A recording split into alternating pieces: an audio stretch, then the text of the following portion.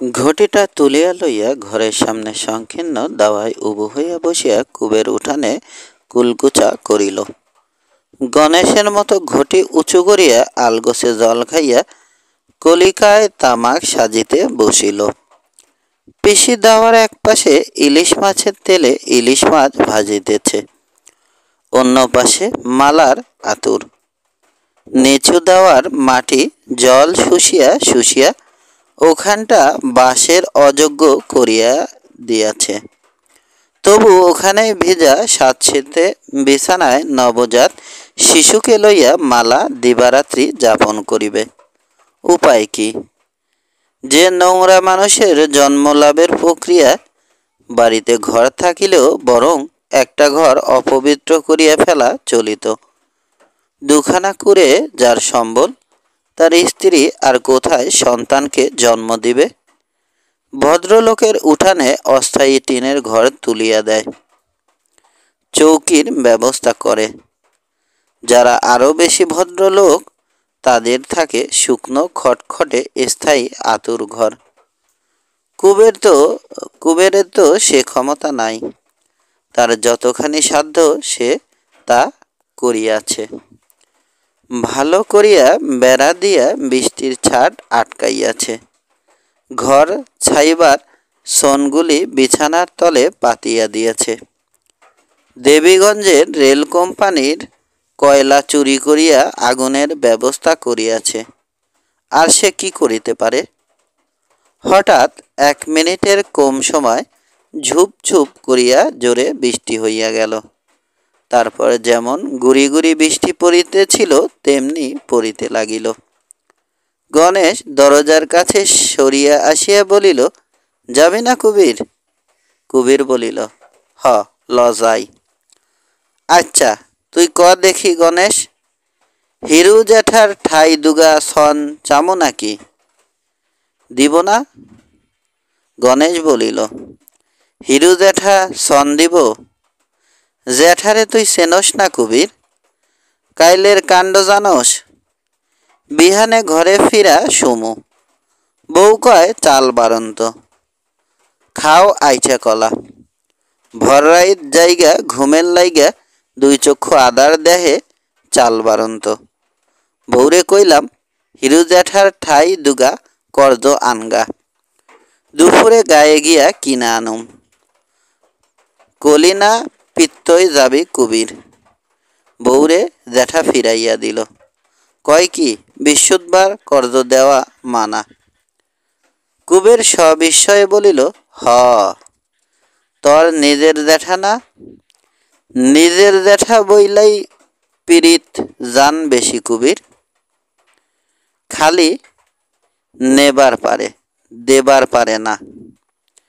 এই কথাগুলি বলিতে পারার মধ্যে গণেশের পক্ষে বিস্ময়কর বুদ্ধিমত্তার পরিচয় আছে। কুবেরের চিরশালায় সায় দিয়ে বলিল, আমার ঘরে পাঠালি না কেন বউরে? গণেশ যেমন বোকা তেমনি সরল। সে বলিল, তুই চাল পাবি কোনে? এ কথায় অপমান বোধ করিয়া কুবের উঠিল রাগিয়া। চাল পামু কনে? কেন, আমরা ভাত খাই না? গরিব বইলা চাল কর্জ না দেওয়ানের মতো গরিব আমি না, যাই না থুইস। কুবের রাগে ও গণেশ লজ্জায় খানিকক্ষণ চুপ করিয়া রহিল।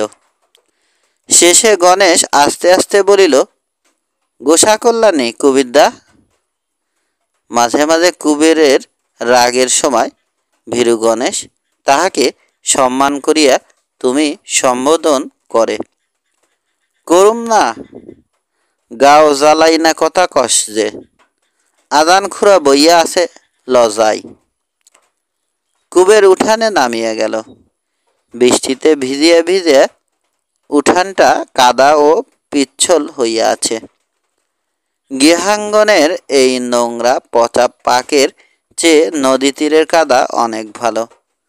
সেই কাদায় হাঁটু পর্যন্ত ডুবিয়া গেলেও যেন এরকম অস্বস্তি বোধ হয় না। বাড়ির পাকে পায়ে হাজা হয়। পাক ঘাটিয়া যাহারা জীবিকা অর্জন করে যাহার জীবিকা অর্জন করিতে হয় সে পাকের সংস্পর্শেই তাহারও পা কুটকুট করে। আকস্মিক ক্রোধে কুবের ছেলে মানুষের মতো উঠানে একটা লাথি মারিল। পায়ের পাতার একটা পরিষ্কার ছাপ মাত্র উঠানে পড়িল, আর কিছু হইল না। আতুর হইতে ক্ষীণস্বরে মালা বলিল, আগো যাইও না, শুইনা যাও। সালা দিয়ে নে, ঘরে জল পড়ছে, সোনগুলো লইয়া যাও। বিছানার তলে সোন দেওয়ন না দেওয়ন সমান। মালার মুখের এমন নিঃস্বার্থ উক্তি শোনা যায় না। কুবেরের মুগ্ধ হওয়া উচিত ছিল, কিন্তু তার পরিবর্তে সে বিরক্ত হইয়া বলিল, কি এর সমান? সোন না পাইতা ভিজা ভিতে শোন যায়? রং কইরা কাম নাই, সুপ মাইরা শুইয়া থাক। চালার লাইগা সন লাগে, আইনা লমু। হোসেন মিয়া কইছিল খড় দিব। হোসেন মিয়া কইলকাতা গেছে। মালা আফসোস করিয়া বলিল, কবে গেল? আগে নিয়ে একবার কইলা। এক পয়সা সুই আনবার কইতাম। কলকাতায় পয়সায় 10 খান পাওন যায়। কলিকাতা হইতে মালা 1 পয়সায় সুচ আনিতে দিত শুনিয়া কেউ হাসিল না। পিসি বরং মালার কথায় সায় দিয়েই কি যেন বলিল, ঠিক বোঝা গেল না। জবাব দেবার প্রয়োজন ছিল না। কুবেরের পায়ের আঙুলের ফাঁকে হাজার ঘায়ে বিষাক্ত পাক কামড়াইতেছিল। সে নীরবে বাহির হইয়া গেল। নদী তীরে নৌকায় তাহাদের কাজ ছিল। খাওয়া দাওয়ার পর নৌকা লইয়া তাহারা সোনাখালীর মেলায় যাইবে। সঙ্গে ছেলেমেয়েরা থাকিবে। কেতুপুর ও আশেপাশের গ্রাম হইতে এমন যাত্রীও পাওয়ার সম্ভাবনা আছে যাহারা ভাড়া দিয়া মেলায় যাইবে। নৌকাটা একটু সাফ করিয়া একটা অস্থায়ী হোগলার সই খাটাইয়া দেওয়ার দরকার। নৌকার ছোট পালটি মেরামত করিবার জন্য নামানো হইয়াছিল।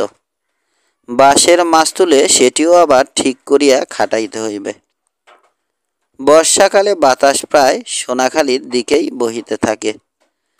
গুমট করিয়া সামান্য বাতাস যদি ওঠে, পাল তুলিয়া মেলায় পৌঁছিতে আজ 1 ঘণ্টা সময়ও লাগিবে না। নদীর ধারে পৌঁছাইয়াই তাহারা দেখিতে পাইল ছাতি মাথায় দিয়া হোসেন মিয়া দাঁড়াইয়া আছে। ঘর ছাইবার জন্য হোসেনের কাছে বিনামূল্যে কিছু সন পাইবার সম্ভাবনা ছিল। তাহাকে দেখিয়া কুবেরের খুশি হওয়াই উচিত ছিল। তবু লোকটার আবির্ভাব চিরদিন যে দুর্জেয় আকাঙ্ক্ষা তাহাকে অস্বস্তি বোধ করায়, আজও সেই আকাঙ্ক্ষাই হঠাৎ তাহাকে দাঁড় করাইয়া দিল। চুপি চুপি বলিল, হোসেন মিয়া রে গণেশ? তাই তো দেহি। একটু রহস্যময় লোক এই হোসেন মিয়া। বাড়ি তাহার নোয়াখালী অঞ্চলে। কয়েক বৎসর হইতে কেতুপুরে বাস করিতেছে। বয়স তাহার কত হইয়াছে চেহারা দেখিয়া অনুমান করা যায় না। পাকা চুলে সে কলপ দেয়, নূরে মেহেদি রং লাগায়, কানে আতর মাখানো তুলা গুজিয়া রাখে।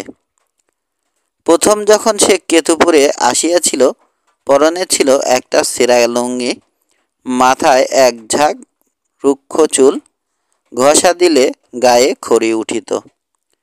জেলেপাড়া নিবাসী মুসলমান মাঝি জহরের বাড়িতে সে আশ্রয় লইয়াছিল। জহরের নৌকায় বৈঠা বাহিত। আসছে তাহার বেটে খাটো তৈল চিক্কন শরীরটি আজানো লম্বিত পাতলা পাঞ্জাবিতে ঢাকিয়ে রাখে। নিজের পানসিতে পদ্মায় পাড়ি দেয়। জমি জায়গা কিনিয়া ঘরবাড়ি তুলিয়া পরম সুখেই সে দিন কাটাইতেছে। গত বছর নিকা করিয়া ঘরে আনিয়াছে 2 নম্বর স্ত্রীকে। এইসব সুখের ব্যবস্থা সে যে কি উপায়ে করিয়াছে গ্রামের লোক ঠিক অনুমান করিয়া উঠিতে পারে না। নিত্য নতুন উপায়ে সে অর্থ উপার্জন করে। নৌকা লইয়া হয়তো সে পদ্মায় মাছ ধরিতে গেল সে সত্যই, কারণ যাওয়াটি সকলেই দেখিতে পাইল। কিন্তু পদ্মার কোনখানে সে মাছ ধরিল, মাছ বিক্রি বা করিল কোন বন্দরে, কারো তাহা চোখে পড়িল না।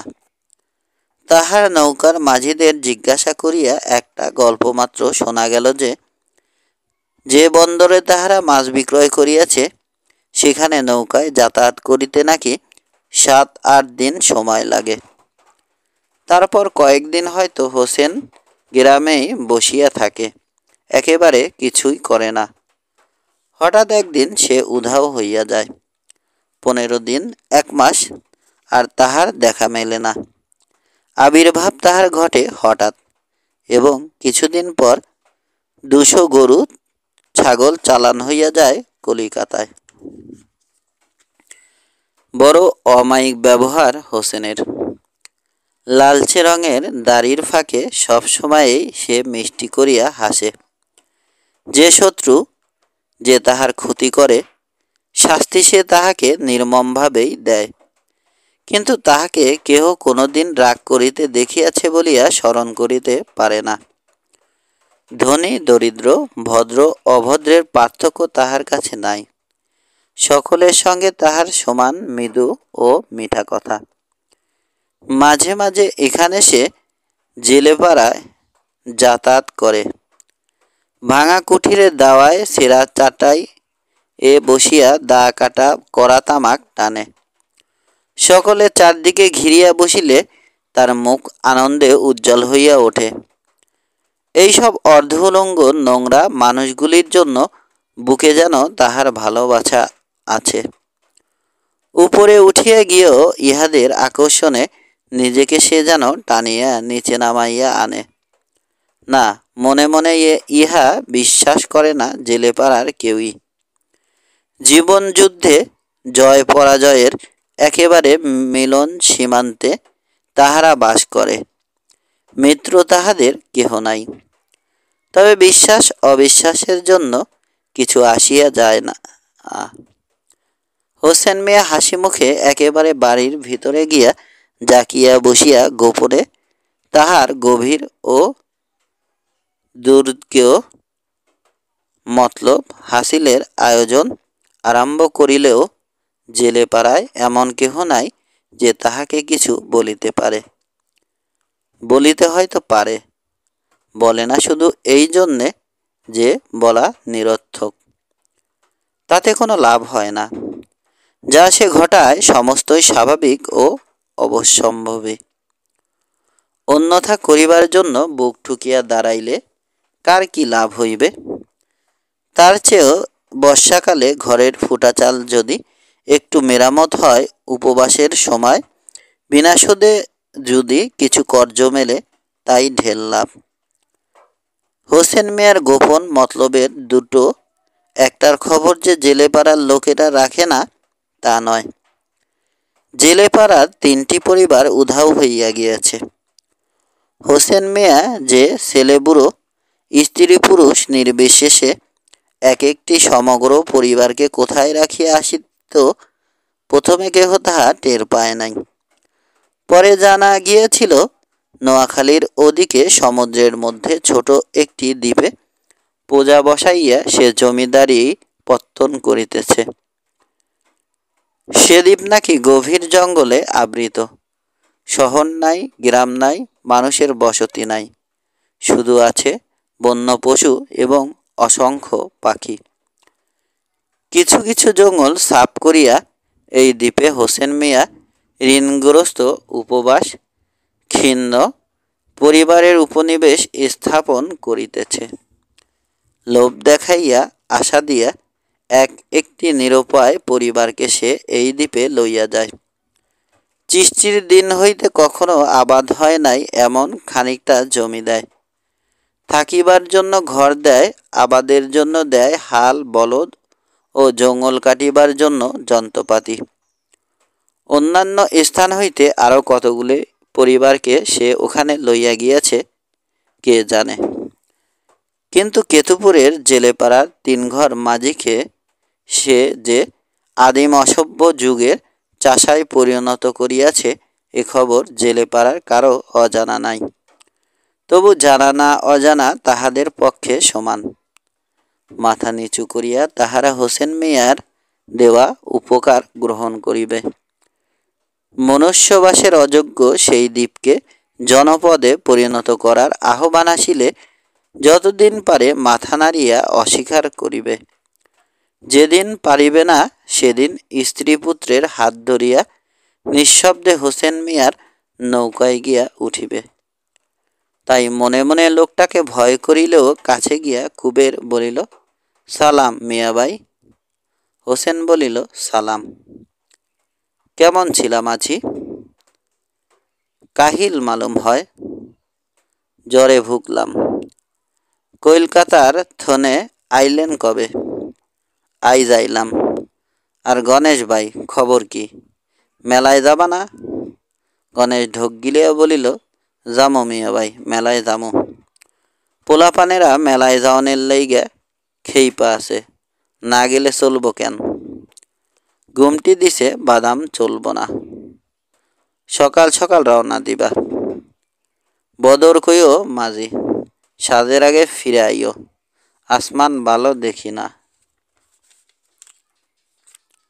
শুইনা আলাম আজকালির মধ্যে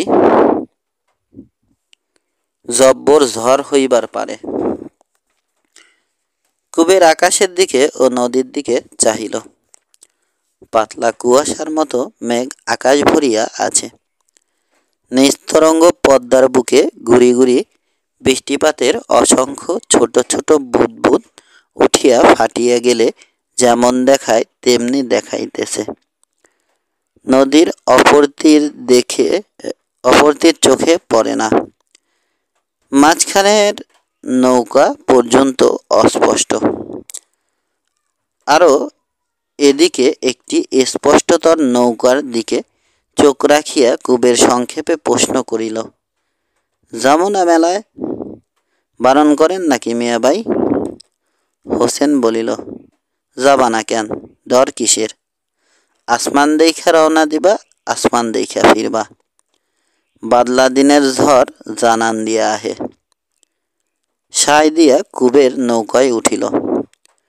মুসলমান মাঝির 2টি নৌকা ইতিমধ্যে মেলায় যাওয়ার জন্য প্রস্তুত হইয়াছিল। 2টি নৌকাই একসঙ্গে ছাড়িয়া গেল। নদীর জল তুলিয়া নৌকা ধুইতে ধুইতে কুবের একসময় চাহিয়া দেখিল হোসেন চলিয়া গিয়াছে। চালার জন্য অবিলম্বে প্রয়োজনীয় ছনের কথাটা এতক্ষণে তাহার মনে পড়িয়াছে। হোসেন মিয়াকে বলিয়া রাখিলে ভালো হইত।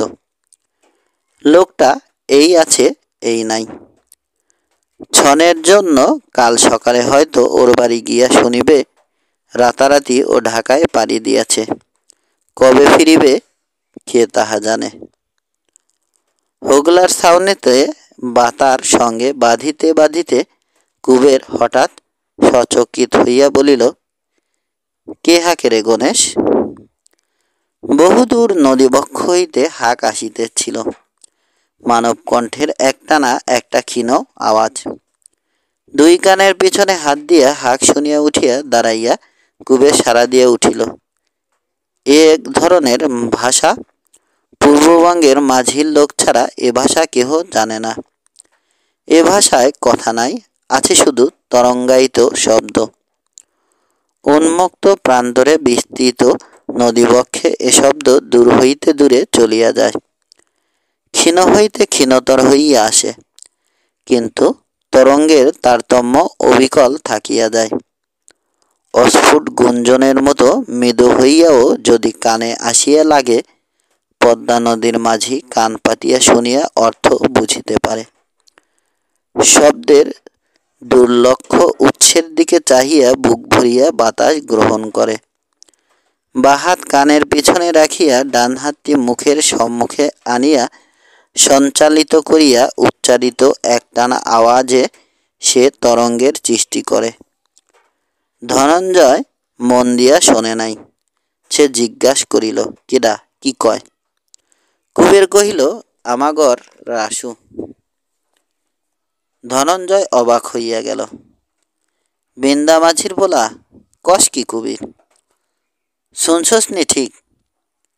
রাসুর গলা চিনি না খুড়া? অক্ষণে আইব, দেখো। ধনঞ্জয়ের বিস্ময় কমিতে চায় না। বহুদূরের নৌকাটির দিকে চাহিয়া সে বলিল, রাসনা হোসেন মিয়ার দ্বীপে গেছিল? হ, আইল কিবা? কুবের বিরক্ত হইয়া কহিল, কিবা কমু খুড়া, আহুক জিগায়। হোসেন মিয়া সাইরা দেবার পারে ও নিজে পালাইয়া আইবার পারে, না জিগাইয়া কি কন যায়? খানিক পরে আবার হাঁক আসিল, এবার আরও স্পষ্ট। হাঁকের আওয়াজে যে একটি উৎসুক সুর ছিল, তিনজনের কানেই তাহা ধরা পড়িল। গণেশ কুবেরের মুখের দিকে চাহিয়া কি বলিতে গিয়া হা করিয়া কিছুই বলিল না। হাঁকের জবাব দিবার জন্য কুবের সুদীর্ঘ শ্বাস গ্রহণ করিল। কিছুক্ষণ পরে একটা জীর্ণ পুরাতন নৌকা আসিয়া ভিড়িল পাশে। দুজন অচেনা মাঝি নৌকা বাহিয়া আসিয়াছে। ভিনগাঁয়ের নৌকা। নৌকার খোলটা কাঠালে এমনভাবে বোঝাই করা হইয়াছে যে নৌকার প্রান্তভাগ জলের উপর কয়েক ইঞ্চি ভাসিয়া আছে। উপরে কোনো রকম আবরণ নাই। গুড়ি গুড়ি বৃষ্টিতে মাঝি দুজন এবং রাসু তিনজনেই ভিজিয়া গিয়াছে। তারা দিয়া রাসুকে এ নৌকায় নামাইয়া দিয়া মাঝি দুজন বোধ হয় বিড়বিড় করিয়া তাহাকে গাল দিতে দিতেই তৎক্ষণাৎ আবার ঠেলা দিয়া নৌকার মুখ ফিরাইয়া বৈঠা ধরিল। পদ্মা নদীর চিরন্তন রীতি অনুসারে কুবের জিজ্ঞাসা করিল, কোন গাঁও থেকে আইলা মাঝি, যাইবা কোয়ানে? জবাব দেবার রীতিও চিরন্তন। তাহারা সক্রোধে বলিল, শুলপি থেকে আইলাম, যামু মেলায়।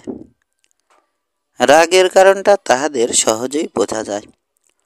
শুলপি হইতে সোজাসুজি সোনাখালীর মেলায় যাওয়ার বদলে রাসুকে এখানে পৌঁছাইয়া দিতে তাহাদের পদ্মা পার হইতে হইয়াছিল। প্রতিদানে রাসু যে তাহাদের কিছুই দিতে পারে নাই, তাহাও অত্যন্ত সুস্পষ্ট। কিন্তু এ ক্রোধ তাহাদের ফলপ্রসূ নয়, এ শুধু ক্রোধ। রাসুর মতো দুরবস্থায় পড়িয়া আবার যখন কেহ পদ্মা পার করিয়া দিবার অনুরোধ জানাইবে, এমনিভাবে রাগিয়া উঠিলেও সেই নিরুপায় মানুষটিকে তাহারা না বলিতে পারিবে না। বিনা প্রত্যাশায় বোঝাই নৌকা লইয়া 3 ক্রোশ অতিরিক্ত বৈঠা বাহিবে। ইহা মহত্ব নয়, পরোপকার নয়, ইহা রীতি, অপরিহার্য নিয়ম। আশ্চর্য এই নিয়ম পালন করিয়া ক্রুদ্ধ হইয়া ওঠাও অনিয়ম নয়। নৌকায় পা দিয়া রাসু খানিকক্ষণ আড়ষ্ট হইয়া দাঁড়াইয়া রহিল। তারপর কুবেরকে জড়াইয়া ধরিয়া গদগদ কণ্ঠে বলিল, আমি আলাম গো কুবিরদা। কণ্ঠে আলি রাসু? কই কুবিরদা কই? তোমাগ দেখা মুখে রাও সরে না, কতকাল পরে ফিরে আলাম। কুবের ও গণেশ তাহার চোখে জল দেখিতে পাইল। ধনঞ্জয় পড়িয়াছিল তাহার পিছনে। সে উপস্থিত থাকিতে রাসু যে আসিয়া পৌঁছাইয়াই কুবেরকে জড়াইয়া ধরিয়া আহ্লাদে ডগমগ হইয়া উঠিল, ইহাতে মনে মনে সে ঈর্ষাতুর ও অসন্তুষ্ট হইয়া উঠিয়াছিল। রাসুর আবির্ভাবে উত্তেজনা তাহারও কম হয় নাই। তাহা গোপন করিয়া শান্ত উদাসভাবে সে বলিল, বয় রে রাসু, বয়। কুবেরকে ছাড়িয়া রাসু হোগলার নিচে নৌকার আধভেজা পাটাতনের উপর বসিয়া পড়িল। হাতের উল্টা পিঠে চোখ মুছিয়া পরনের জীর্ণ বসনে ঘষিয়া হাতে লাগা অশ্রু মুছিয়া ফেলিল। তিনজোড়া চোখ চাহিয়া রহিল তাহার শীর্ণ কঙ্কালসার দেহটির দিকে। 3 বছর আগে হোসেন মিয়ার সঙ্গে সপরিবারে সে যখন ময়নাদ্বীপের উদ্দেশ্যে যাত্রা করিয়াছিল, দেহ তখন তাহার অবশ্য বিশেষ পরিপুষ্ট ছিল না, কিন্তু এমনভাবে ভাঙিয়াও সে পড়ে নাই।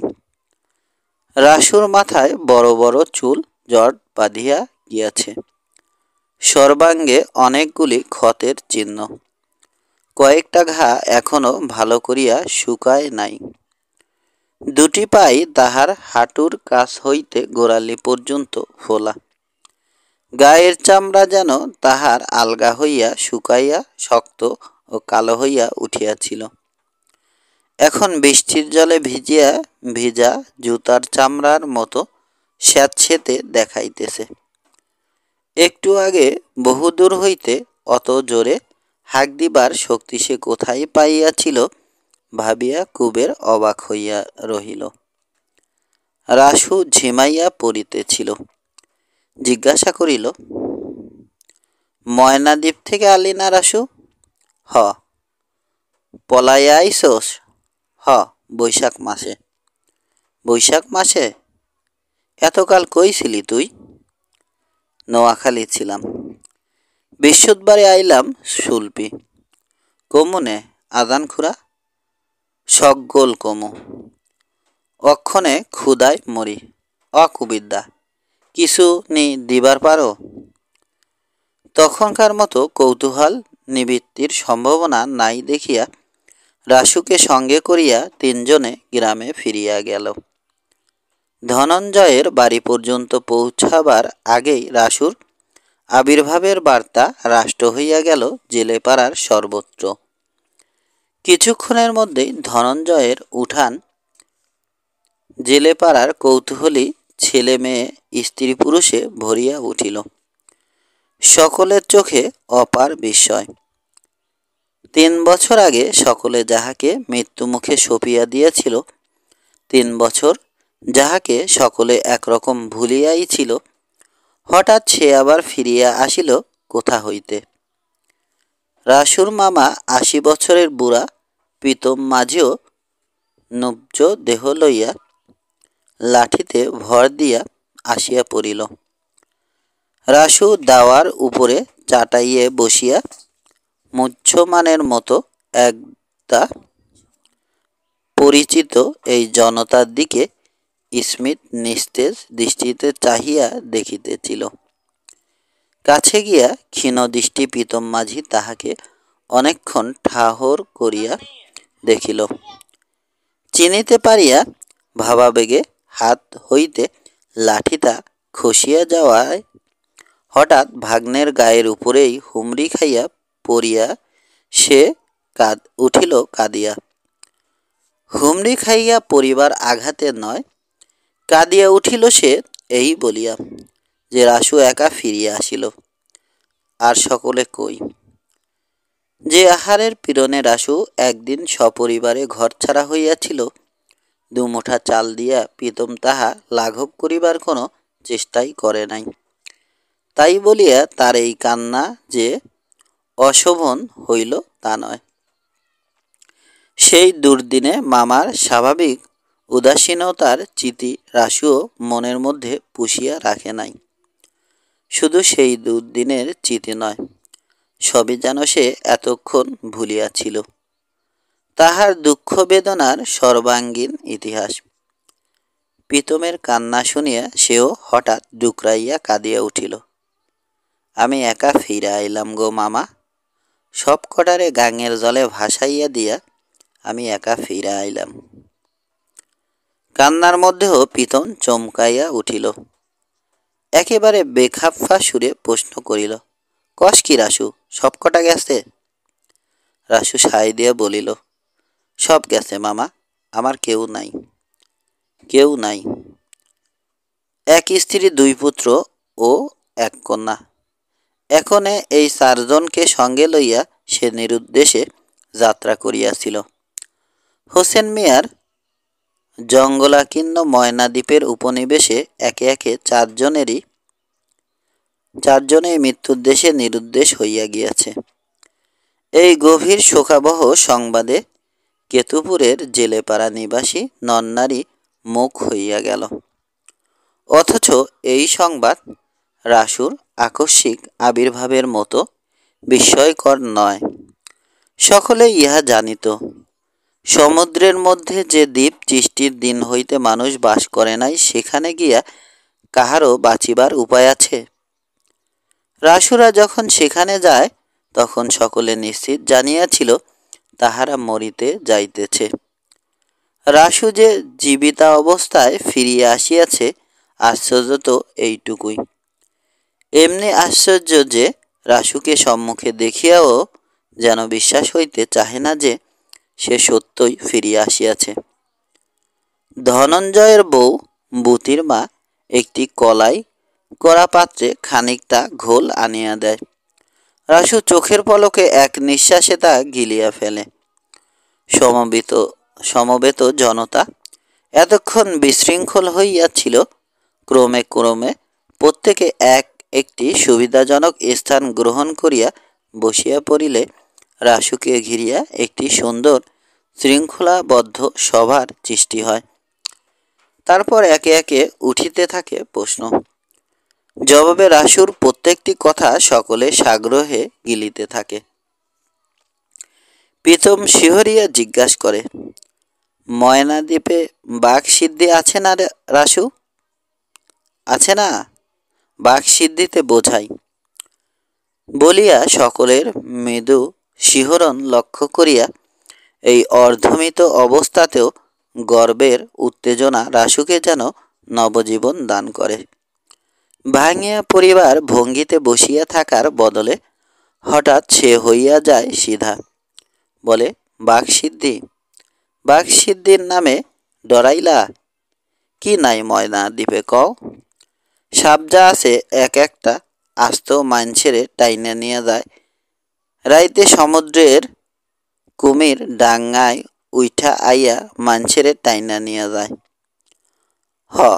বলিতে বলিতে মুখ খুলিয়া যায় রাসুর, আর শুনিতে শুনিতে হা হইয়া যায় তাহার চোতাদের মুখগুলি। হোসেন মিয়ার ময়নাদ্বীপ এমন ভীষণ স্থান সেটা। যাহারা রথের মেলায় গিয়েছিল একে একে তাহারা ফিরিয়া আসিতে থাকে। সন্ধ্যার সময় জেলেপাড়ার ঘরে ঘরে আজিকার সন্ধ্যাটি নামে সানন্দে। বউরা হাসি মুখে লাল পাছাপার শাড়ি নাড়িয়া চাড়িয়া দেখে, নতুন কাচের চুড়ির বাহারে মুগ্ধ হয়। কাচ ও কাঠের পুঁতির মালা সযত্নে কুলঙ্গিতে তুলিয়া রাখে। ছেলেমেয়েরা বাঁশি বাজায় আর মাটির পুতুল বুকে জড়াইয়া ধরে। আহ্লাদ বহন করিয়া এই তুচ্ছ উপকরণ যে কুটিরে আসে না, সেখানে যে বিষাদ জমাট বাঁধিয়া থাকে তা নয়। কোনো না কোনো রূপে সোনাখালীর মেলায় আনন্দের ঢেউ সে কুঠিরেও পৌঁছিয়াছে।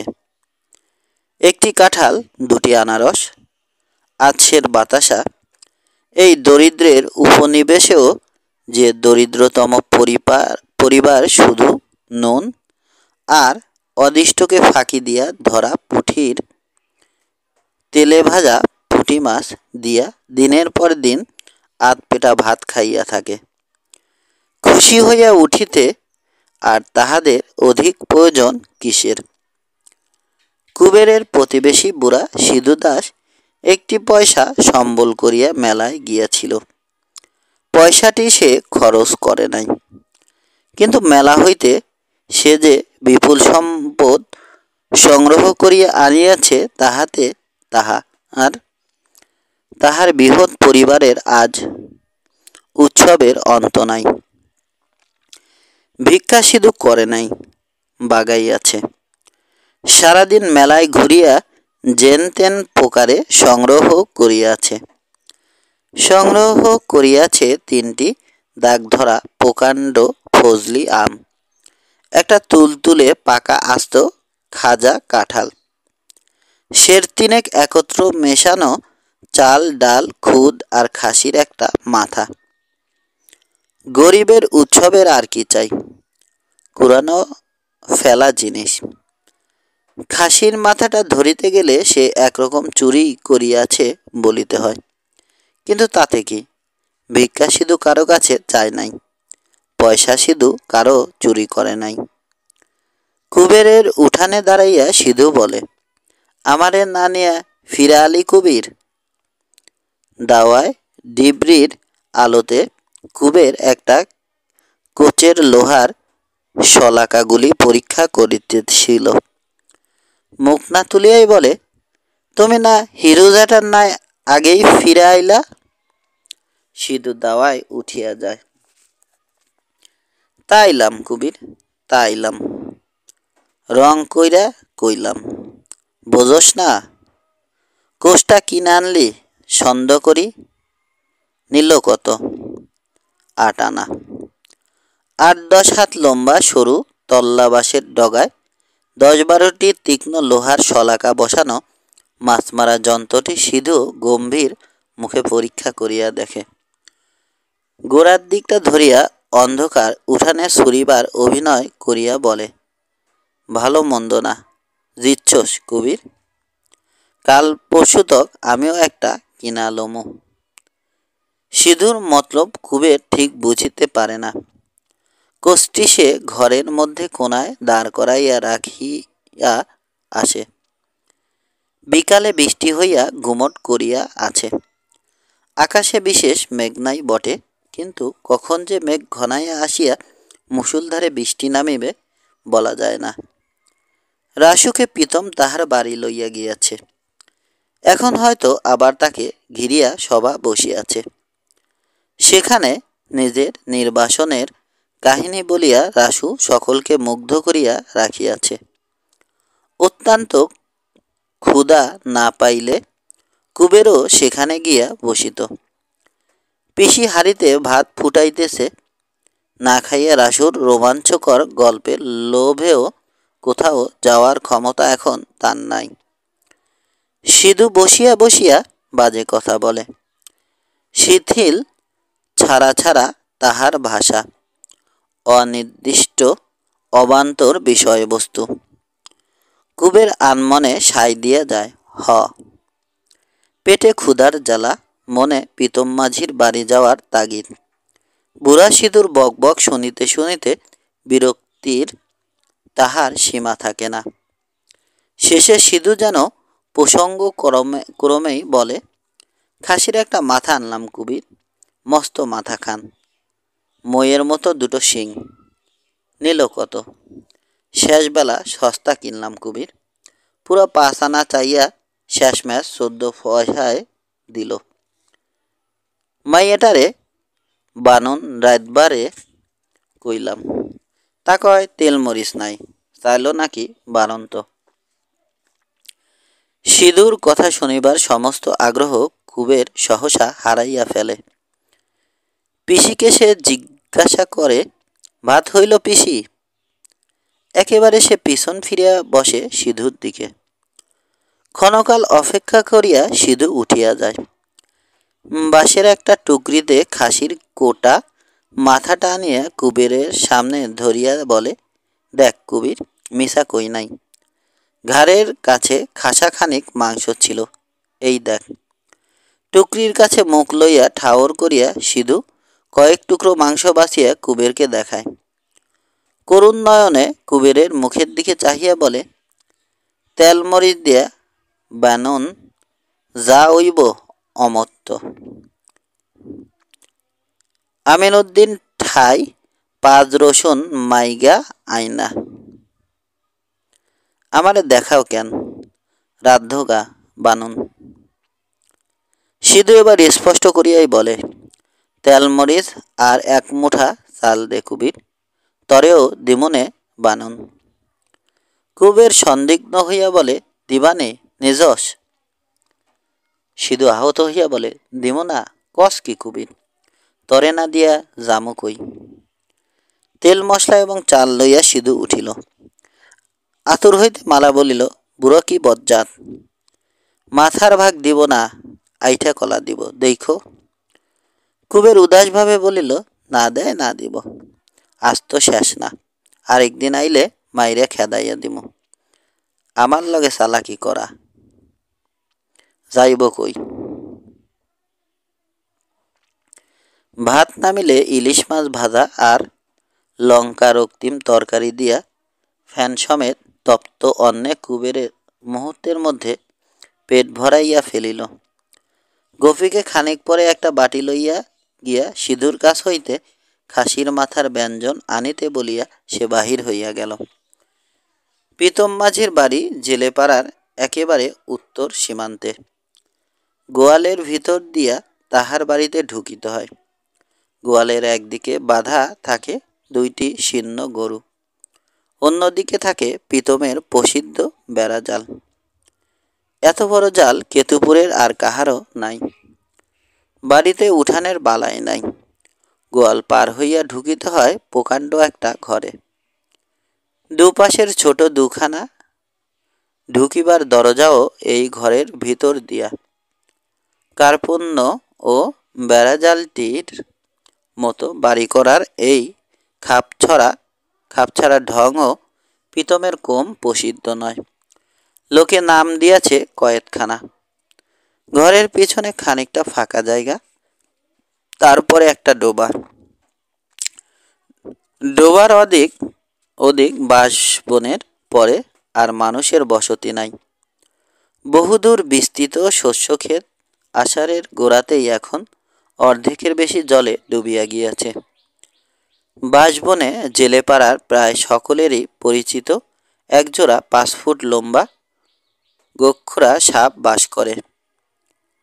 ডোবায় থাকে কয়েকটি গোসাপ। বড় ঘরখানায় সভা রীতিমতোই বসিয়াছিল। ঘরে ঢুকিয়া কুবের অবাক হইয়া দেখিল, সভাপতি রাসু নয়, হোসেন মিয়া।